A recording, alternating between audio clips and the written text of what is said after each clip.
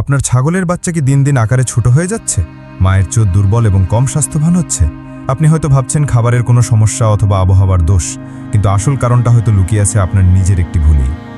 আমি জানি যখন একটি নতুন বাচ্চা জন্মায় তখন আমাদের অনেক আশা থাকে, কিন্তু সেই বাচ্চাটি যখন প্রত্যাশা অনুযায়ী বেড়ে ওঠে না, তখন খামারের ভবিষ্যৎ নিয়েই চিন্তা হয়।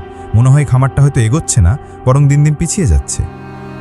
আজ আমি ছাগল পালনের সবচেয়ে গুরুত্বপূর্ণ কিন্তু সবচেয়ে অবহেলিত বিষয়টি নিয়ে কথা বলবো, আর তা হলো ছাগলের বংশগতি বা জেনেটিক্স। আমি আপনাকে দেখাবো কিভাবে সঠিক পরিকল্পনার মাধ্যমে আপনি সাধারণ ছাগি থেকেও সুপার কোয়ালিটির বাচ্চা পেতে পারেন। চলুন আপনার খামারের ভবিষ্যৎ গড়ার কাজ শুরু করা যাক। সহজ ভাষায় জেনেটিক্স হলো বংশগতির বিজ্ঞান। একটি বাচ্চার গুণগত মান, অর্থাৎ তার স্বাস্থ্য, ওজন বৃদ্ধির হার, রোগ প্রতিরোধ ক্ষমতা এবং বাচ্চা দেওয়ার ক্ষমতা, এই সব কিছুই 50% আসে তার মা থেকে, আর বাকি 50% আসে তার বাবা অর্থাৎ পাঁঠা থেকে। আমরা মায়েরা কেমন তা দেখি, কিন্তু প্রায়ই পাবার গুরুত্ব ভুলে যাই, আর এখানেই আমরা সবচেয়ে বড় ভুলটা করি। একটি খামারের ভবিষ্যৎ উন্নতি প্রায় 70% নির্ভর করে একটি ভালো মানের পাঁঠা বা ব্রিডারের উপর। কারণ একটি ছাগি বছরে কয়েকটি মাত্র বাচ্চা দেয়, কিন্তু একটি পাঁঠা বছরে শত শত বাচ্চার জন্ম দিতে পারে। আপনার পাঁঠা যদি দুর্বল জেনেটিক্সের হয়, তাহলে সে আপনার পুরো খামারকেই দুর্বল করে দেবে। তাহলে কিভাবে সাধারণ ছাগি থেকেও সুপার কোয়ালিটির বাচ্চা পাওয়া সম্ভব? এর জন্য আমি আপনাকে 3টি পরীক্ষিত কৌশল বলবো। কৌশল নম্বর 1, সেরা পাঁঠার নির্বাচন। পাঁঠা কেনার সময় শুধু তার স্বাস্থ্য বা সৌন্দর্য দেখবেন না, আপনাকে তার বংশের ইতিহাস জানতে হবে। তার মা বছরে 5টি বাচ্চা দিত, তার মায়ের দুধ দেওয়ার পরিমাণ কেমন ছিল, তার বংশে কোনো জন্মগত রোগ ছিল কিনা। একটি ভালো পাঁঠা কেনা কোনো খরচ নয়, এটি আপনার খামারের জন্য সেরা বিনিয়োগ। কৌশল নম্বর 2, ইনব্রিডিং কঠোরভাবে পরিহার করা। ইনব্রিডিং মানে হলো রক্তের সম্পর্কযুক্ত পশুর মধ্যে প্রজনন ঘটানো, অর্থাৎ বাবা মেয়ে, মা ছেলে বা ভাই বোনের মধ্যে প্রজনন। এটি খামারের জন্য একটি নীরব ঘাতক।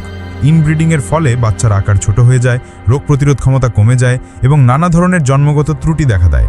তাই প্রতি 2 থেকে 3 বছর পরপর আপনার খামারের পাঁঠা পরিবর্তন করা বাধ্যতামূলক। এবং কৌশল নম্বর 3, যা আপনাকে একজন সাধারণ খামারি থেকে একজন প্রফেশনাল ব্রিডারে পরিণত করবে, তা হলো ইনসিলেক্টিভ ব্রিডিং। এর মানে হলো আপনার খামারের সবচেয়ে সেরা গুণাবলীর ছাগিগুলোকে, যারা বছরে 2টি বাচ্চা দেয়, যাদের স্বাস্থ্য ভালো, যারা ভালো মা, তাদেরকে আপনার সেরা পাঁঠাটির সাথে প্রজনন করানো, এবং তাদের থেকে যে বাচ্চাগুলো হবে তাদের মধ্যে থেকেও সেরাগুলোকে আবার ভবিষ্যতের মা এবং বাবা হিসেবে তৈরি করা। এইভাবে প্রজন্ম থেকে প্রজন্মে আপনি আপনার খামারের মানকে ধীরে ধীরে একটি নতুন উচ্চতায় নিয়ে নেবেন। একটি জরুরি সতর্কবার্তা: সিলেক্টিভ ব্রিডিং একটি দীর্ঘমেয়াদী পরিকল্পনা। এর ফলাফল পেতে অন্তত 2 থেকে 3 বছর সময় লাগে, তাই অধৈর্য হলে চলবে না। ধৈর্য এবং সঠিক পরিকল্পনাই হলো সফলতার চাবিকাঠি। আজ থেকে আপনি শুধু ছাগল পালনকারী নন, আপনি আপনার খামারের একজন জেনেটিক আর্কিটেক্ট বা বংশগতি স্থপতি। এই জ্ঞান আপনাকে শুধু আজকের জন্য নয়, বরং আপনার খামারের আগামী 10 বছরের সফলতার ভিত্তি তৈরি করে দেবে। এবার আপনি কমেন্টে জানান, আপনি কি আপনার খামারের পাঁঠা নির্বাচনের সময় তার বংশের ইতিহাস জানার চেষ্টা করেন?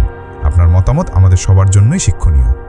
সেরা জেনেটিক্স তো নিশ্চিত করলেন, কিন্তু সেরা ছাগলের পারফরম্যান্স বোঝার জন্য ডেটা কিভাবে বিশ্লেষণ করবেন, আমার খামারের লাভ লোকসানের বাস্তব হিসাব দেখতে স্ক্রিনে আসা এই ভিডিওটি এখনই দেখুন।